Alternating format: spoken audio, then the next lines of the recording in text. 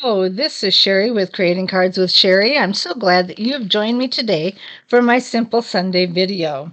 I have to apologize that this video is coming up late today, but I tried a couple of recordings of this video and they stopped in the middle of them. I don't know what's going on and how that happens, but I'm gonna try one more time to make sure that I get this video for you. Unfortunately, my cards have been made. I was doing a kit. I don't have any more of this kit, so I'm going to have to explain a lot of what I did. But you should get the gist, and it should go well anyway.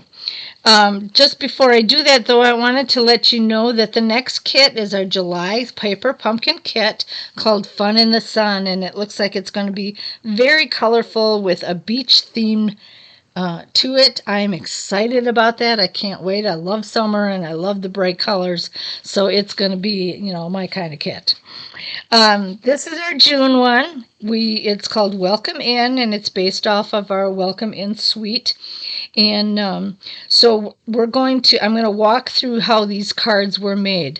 Like all the Paper Pumpkin kits, they come with punch outs, a Stampin' Spot.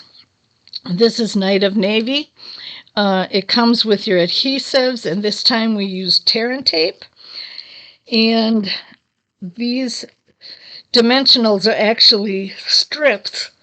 So those are long strips, and those are short strips. And then it came with embellishments. So those are the main things that you're going to need. And of course, it comes with a stamp set. So we're going to walk through this. As I told you when we did the May Paper Pumpkin, I always start with the page where it shows card 1, card 2, card 3 all together. And what I will do is I will take that base card, and I will take all the punch outs and everything that I need, put it together, and lay that card aside. So it had a stamp that was going to be put on it and all these punch outs. And on this particular kit, the dark lines are for your dimensionals. All right, so it will show you if it needs a short one or a long one, and you will also see this round circle when you need your tear and tape. The black dots this time are for your embellishments. All right, so let's take a look. I took this first base card right here, took out all the punch outs, and this is how we assembled it together. I'm going to go to card number 1, which is right here. First thing I did was I stamped. So I took this piece right here, which was empty at that time, and I stamped my thank you for your hospitality.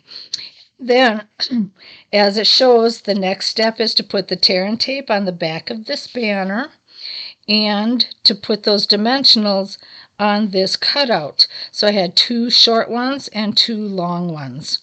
Then I put that on top, put all of that on top of the card. First the banner, and then this piece laid on top of that.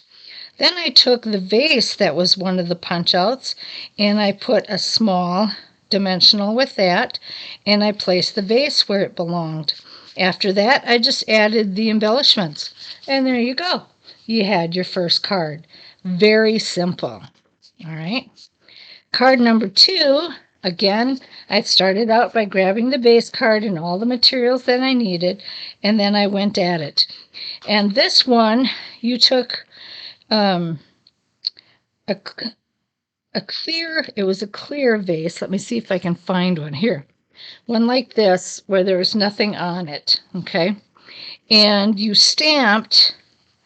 stamped the vase image on that. And then I had a sentiment that went with it.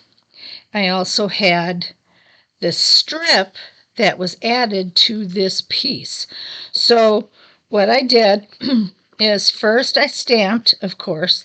Second of all, I took this border. I don't know if I have another one. I think I used them all up in my punch outs. but this is a totally different piece. If you look at the side, you can maybe see it. And I added all the strips on the back of that, and then I laid that on top of the flat piece. All right, on the back of the flat piece, I put my tear and tape. I put tear and tape on the sentiment, which was the hello friend, and I took a short dimensional and put that on the back of the vase. And then I just assembled it all. So here we have our second card. Very easy, very cute. All right, then the third card. The third card, we took the flat piece that was available. I had to get the flower stamp that it asked for. It also had a blue strip and a sentiment piece as well. So I first stamped the welcome.